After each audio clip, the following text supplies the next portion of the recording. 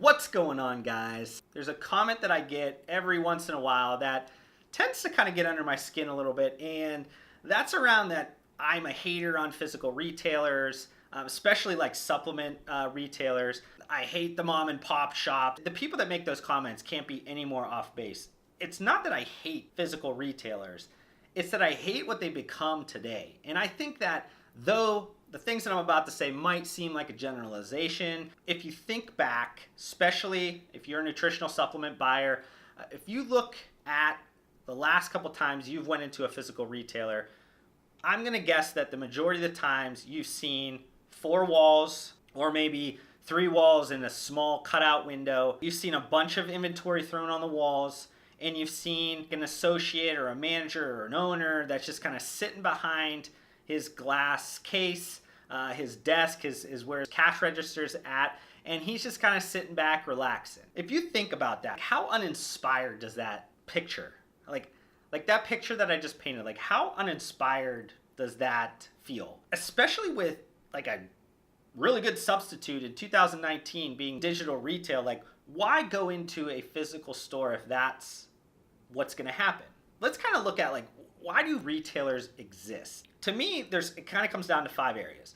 First, inspiration. Second, convenience. Third, immediate gratification. 4, sensory, like touch, feel, taste, whatever. And then 5, experience. I mean by that, it's like the social enjoyment of like getting out and physically actually talking to somebody, which sounds terrible to a lot of us. Millennial joke. I'm a millennial. I get that we just behind a screen and we don't want to talk to anybody anymore. I get it.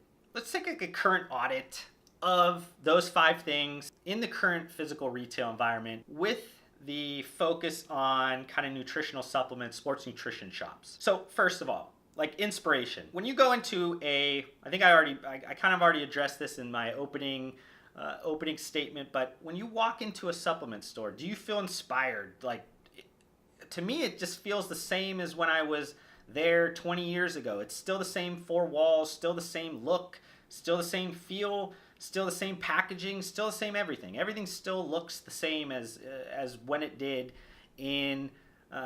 when it did back in the early 2000s when I went in there as a high school student. So not much differentiation there, obviously. We move on to the second one, convenience. The good thing about most supplement stores is they're not in like physical malls. They are some in like strip malls and things like that, but you don't have to go into like a physical mall and spend all that time parking and walking around and trying to figure out where this is. You do have some of those like GNCs and Vitamin Worlds, I believe, but for the most part, they are in like standalones or small strip malls. You can get in and out pretty quick. So, that's great. I like the convenience of that. The problem is, like, from a differentiation point, there's not much of it anymore from, digital internet retailer. Because at this point, even, nutritional supplements, functional food beverages, like if you live in a big city, you can get things in 2 hours on Prime Now, or maybe you can have somebody like a Postmates or an Instacart or somebody come and deliver things. There's on-demand aspects of it that you never really have to leave your house.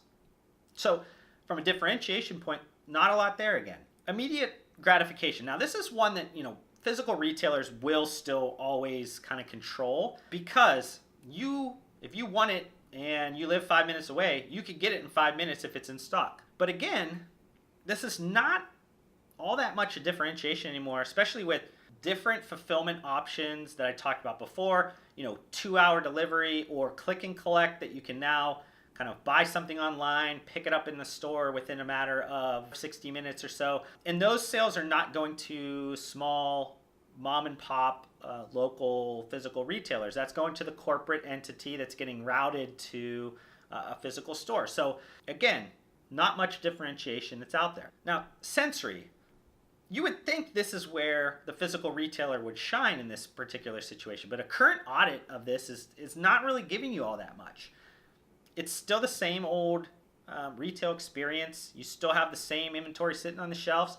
You still have them gatekeeping samples, not letting you kind of try everything before you buy it. I mean, we're talking about consumables here, especially a lot of intent-driven consumables or things that could potentially have some things that overcome with like stomach issues or taste elements. I mean, if this is retail should win. Physical retail should win every time over digital in this point, because you can try everything. You should be able to try everything, and you should be able to touch and experience those products. And that kind of going to this last point, I mean, the experience level, I mean, yeah, I mean, social experience, that is a big piece of it. That's something that digital cannot replace easily, though if you've seen with Generation Z, even millennials, I mean, a lot of time is getting spent with so-called tribes, social media tribes, social influencers, YouTubers. People are finding their community digitally. They don't need to go into a store, talk to a physical human, as bad as that sounds. Honestly, it's happening. This is what's happening. I'm not saying something that is untrue. It might seem crazy. It might seem stupid to some people, but this is what's happening in the world today. So you're not getting any of that differentiation, again, in a physical retail sense. And if you think about this, like a lot of those things can be changed by physical retailers. They're not doing that. And this is not only like supplement retailers, this is all retailers. Like, if this is why physical retailers are having the problem they're having, is because if you have a strip mall or an actual mall or anything, like, you're in a row of retailers that are all doing the same uninspired type of retail.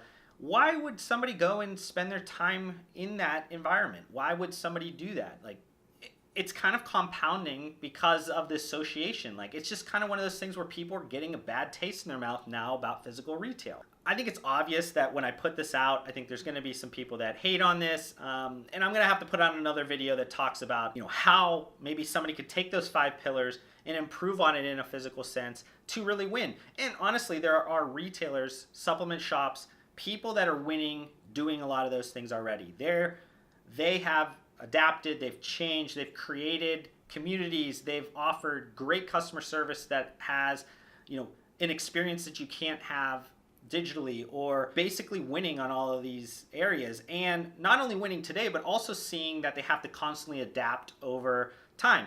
One example, a very passionate person that comments a lot on my posts, which will probably comment on this one, is Steve, the owner of Natural Body, a supplement chain in the New York City area. And he's doing a lot of those things. He's constantly changing. He's growing in an environment where retailers are retracting. And it's telling, it's telling of his passion, telling of his purpose around what he's doing. And those are the people that are going to continue to stand. I'm not saying that retailing is going to die, physical retailing is going to die.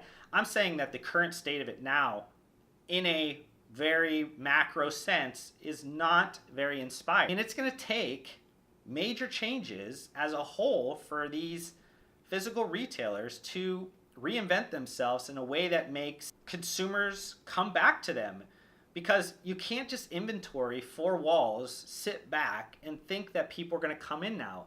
This isn't like the Field of Dreams. I think I saw this in an article once, like, it's not build it and we will come anymore. That's not the reality of the situation.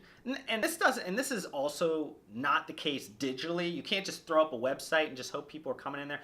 But I'm picking on physical retailers because I believe that they're failing on a lot of those 5 attributes, and I don't want to see them do those things. They need to adapt. They need to change. I want to see seismic shift and the pendulum shift back to physical retail. But until they make those changes, it's not going to be the case.